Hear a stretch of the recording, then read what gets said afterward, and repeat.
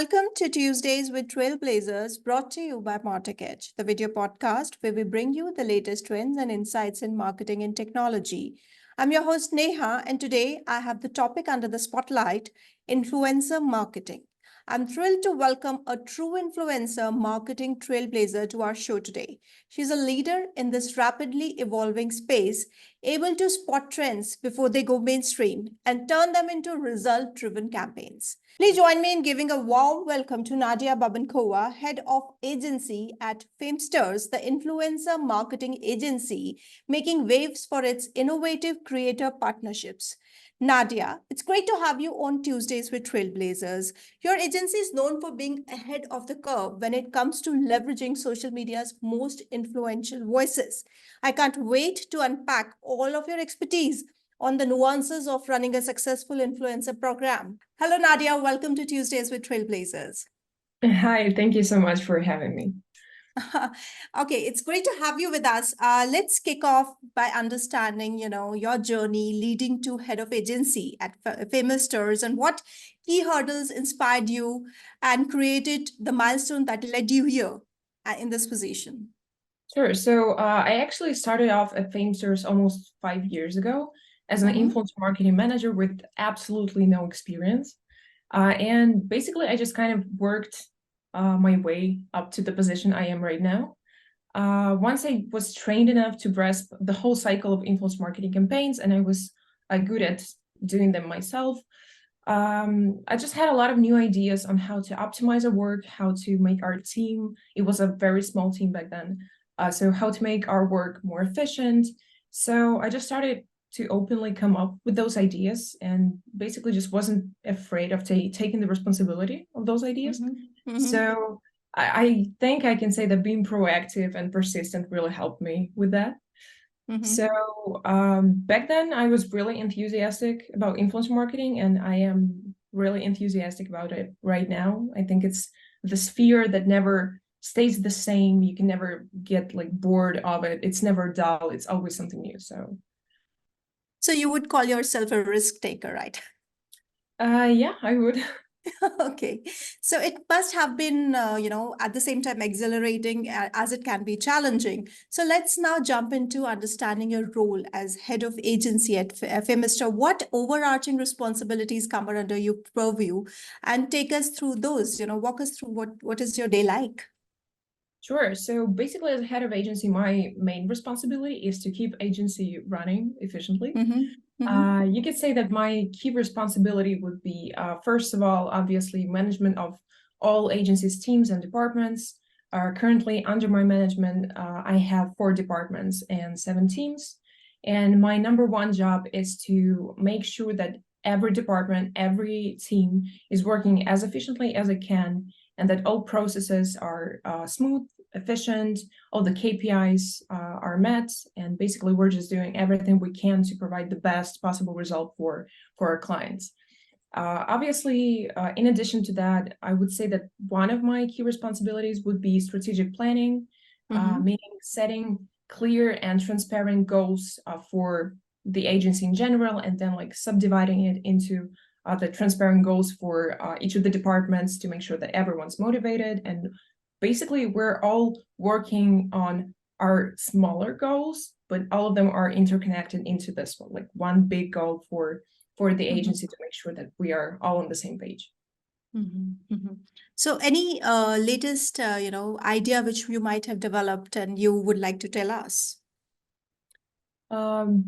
Basically, I think that in terms of management of the agency, there are 2 main principles I'd like to build my work on. First is communication and the transparency of this communication with your team. I like to think of my team as more of a partners instead of just employees or teammates, because everyone is going on their own career journey. Everyone has their own strengths and weaknesses. And what a real manager, what a real probably leader should be doing is analyzing both the strengths and weaknesses and creating the very individual and personalized game plan for each of the employees to reach their own goals. meanwhile reaching the goals for the company. So it's not always just about the company, it's about the personal career growth as well. Very nice. All right. For SMBs entering into the B2B influencer marketing, and when we talk about apps and digital product space, what are the key steps or ABCs for a successful campaign? Having said that, what is the typical roadmap for these kind of products? Also, if you could tell us what kind of diverse audience you cater, like for example, Europe or Latin America. So give us a sneak peek into that. Sure. Well, obviously, to run an efficient influencer marketing campaign, the first thing you should do is to elaborate a great influencer marketing strategy for the campaign. And it can be, obviously, it can be a bit tricky for many companies, even for those who are already doing a lot of influencer marketing and do have some experience in that. So basically, the first thing that you should probably do before entering a test or even a small scale campaign is to, first of all, do the thorough audience research and to know not only the demographics of your target audience and like their interests, but you should also keep in mind that every region is different, and you really do have to do your homework before even planning a campaign to really understand what this market is about, what really speaks to people in this market, what kind of ad campaigns with influencers are already running there. So what we tend to do when we are entering a new market, not for the agency, but even for each customer individually, we always try to conduct the most thorough competitor analysis to see what kind of ad campaigns have already been run on this market, how well they performed, and try to find the peculiarities of each of the launches that would help us to build this roadmap on entering a new market. Obviously, this is just our allegations, let's call it like this. And our next step in doing the competitor research of each market is to then run the research by a local representative who really knows this market and can help us sort our ideas and our hypothesis about influencer marketing in this specific region, in this specific vertical, and help us understand what is something that we should be incorporating in our strategies and what probably should be omitted. Okay, so if you talk about B2C and B2B SaaS, how different is the ideation to the place where you bring on the concept and execute it? So how different it is? Well, obviously, B2C influencer marketing campaigns and B2B campaigns are completely different.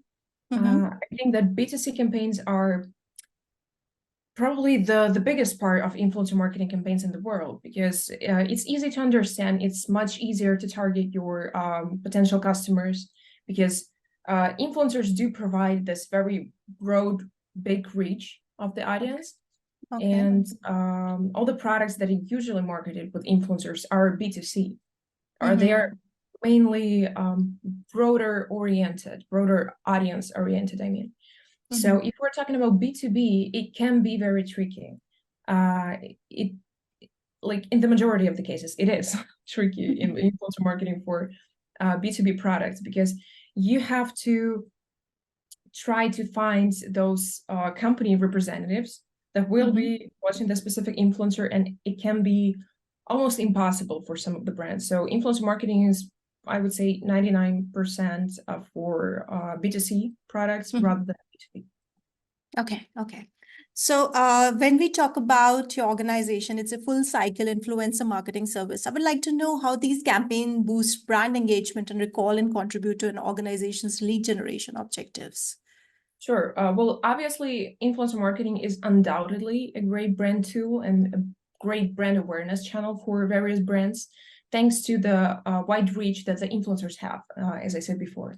Moreover, they have higher trust from their audience compared to other marketing channels.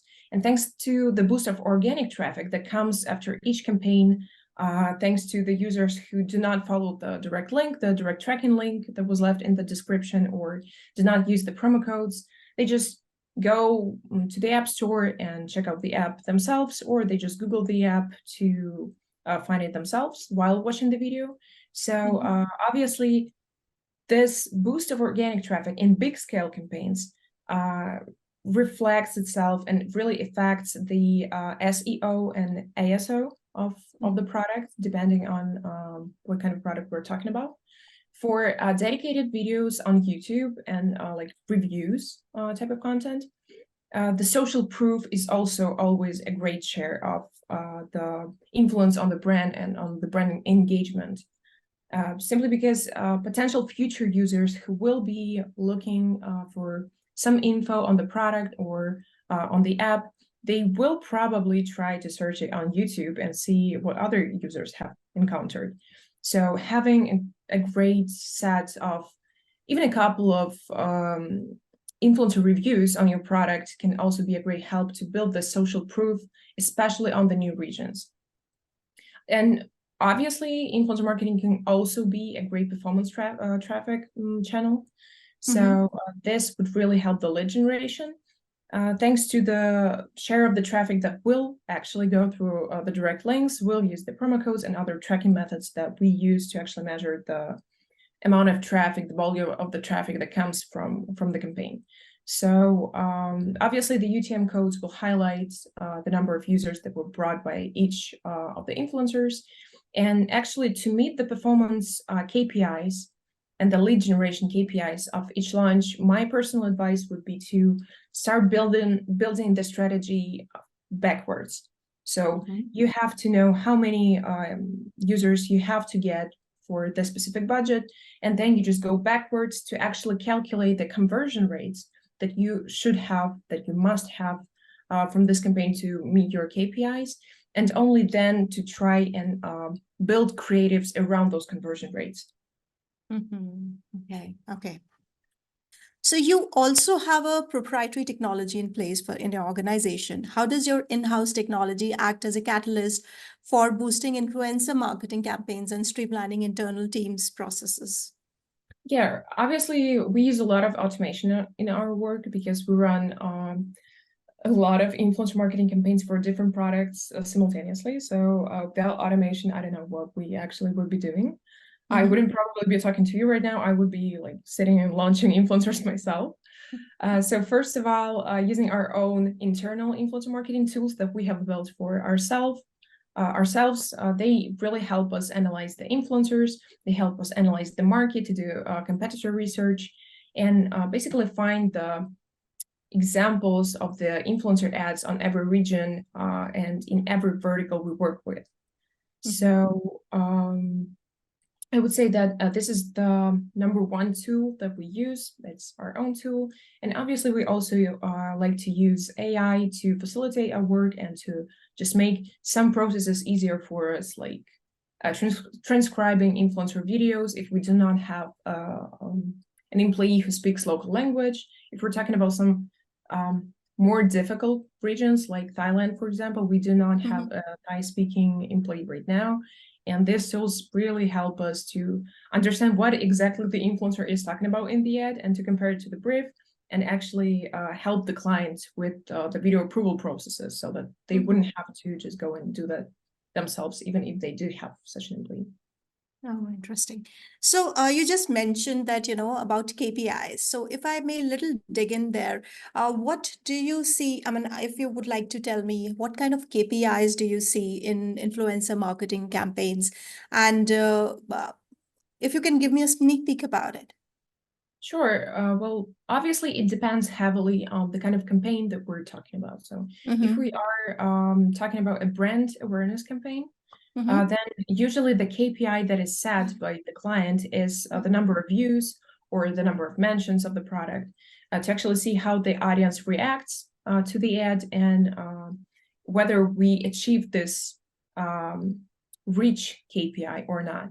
If we're talking about the performance campaigns, of course, then it may differ from every vertical that we work with. So for fintech brands, it will probably be, if we're talking about like trading platforms and forex brokers, the KPI, the main KPI that they're looking at would be the FTD, the cost per first time deposit user. If we're talking about the gaming, the mobile games, for example, then obviously this would be first of all, the cost per install and the retention rate that the users that we brought actually are showing on day 7 or day 14. So the KPI actually depends on the kind of campaign that you run and on the product, and of course on the product goal. Okay. So, Nadia, your personal milestones are impressive, especially the 900% growth of Famesters revenue just in year and a half. How did you achieve this, and what were the key thoughts while driving such a remarkable growth? Yeah, it was back in 2020, and it was obviously a huge achievement for our team because we started as a really small, close-knit team of, I should probably say, like 4 to 5 influencer marketing managers at tops. And we strategized, we found a way to provide great performance for our clients individually, and together with our management and our influencer marketing team, we basically just like made all of our plans and hypotheses a reality because we were not afraid to test it out. So it's always not about how many clients you have, but how well you perform for the existing clients. Because once you crack the performance formula for the specific client, then you can scale the budget, scale the launches with a great performance for the client and for yourself. So obviously that was one of the biggest achievements that we're still very proud of. Oh, but very nice. That was a team effort. Of course. So leaders always have to wear multiple hats, and today is more accurate than ever, coming with the AI in the scene, and you have to strategize many things in a day and excel in all those. How do you manage the progress and performance of all the 4 departments and 7 teams while promoting collaboration and efficiency for a diverse and dynamic workforce? Well, that's actually a very nice question. Thanks to our consistent growth and thanks to like me being with the company for almost 5 years, I have gone through different stages of team management, starting with this very small team of just a couple of influencer marketing managers, leading up to the current team of 40 plus employees that we have now. I like thinking, as I said, of my team as more of a partners. So to really keep track of the efficiency of each department and to make sure that everything is in place, I like to dwell on like this 2 main things for me. The first one is also, as I mentioned, the communication and transparency. It's finding people who you can trust, who will be leading the departments, and then knowing that you can trust these people, you can also believe in them, and you can help them achieve their own goals, help their departments achieve their own goals. And obviously, if we're talking more about like the operations part instead of purely the communication and people management, I think that another great thing is to always split your general agency or company goal into several very understandable and clear, transparent goals for each of the departments. So if your overall goal is to, I don't know, drive 1 million of installs for an app that you're doing, then you just divide that goal into specific concrete goals for marketing department, for a community department, for dev department, and everybody knows what their specific goal is. You just combine all of that into a roadmap, this like big company roadmap, and every department is actually working in synergy, trying to accomplish their own goal and to actually with like helping each other to achieve their own goals. This is what helps me individually in keeping control of all of the agency departments and making sure that everything works as a clock. Interesting. So lastly, give us the inside scoop. What exciting trends are you spotting in the influencer space right now, and how are brands adapting to stay relevant? Yeah, I think I would say that the biggest trend that I see coming forward in 2024, and which has already been coming forward in the last couple of months, is hybrid deals, because less and less brands are just looking at the flat fee or just the CPM-based model of deals, but they're actually looking into this hybrid deals, which do include some small amount of a fixed payment for the influencer to cover their production costs, but the greater amount of the sum that may be payable to the influencer is actually the KPI-based goal. So there are like several tiers of goals for each influencer that they have to accomplish to increase their payment. And this is a win-win for both the brand and the influencer, because the influencer can actually influence how much money he or she makes, and the company only mainly pays for the performance. So even if before this was mainly something that gaming brands would consider, for some reason now we can see that this hybrid deals turn up in the strategy for 2024, even with other kind of brands and other kind of products. These are now not only gaming products, but tools, services, and even subscription services and offline products. Oh, okay. All right. One last question, Nadia, before we let you go and before we wrap up the podcast. How do you like spending your leisure time? Oh, that's actually a nice question. I personally do equestrian sports, so this would probably be my number one pastime. And close number two would be playing on my PS5. So you like gaming? Yeah, obviously. Okay. All right, Nadia, I had a beautiful and enjoyable time speaking with you and hosting you on Tuesdays with Trailblazers. Thank you so much for taking the time to share your remarkable journey and unparalleled marketing insights. Thank you so much. Yeah, thank you for having me. It truly is a pleasure. Yeah, thanks. And thank you all for joining us today. If you enjoyed this episode, please subscribe and leave us a review, and do check out Famesters if you're looking for a top-notch influencer marketing agency. Until next time, stay tuned with Martech Edge for more insights into all things marketing and technology. Till we meet again, signing off, your host, Neha.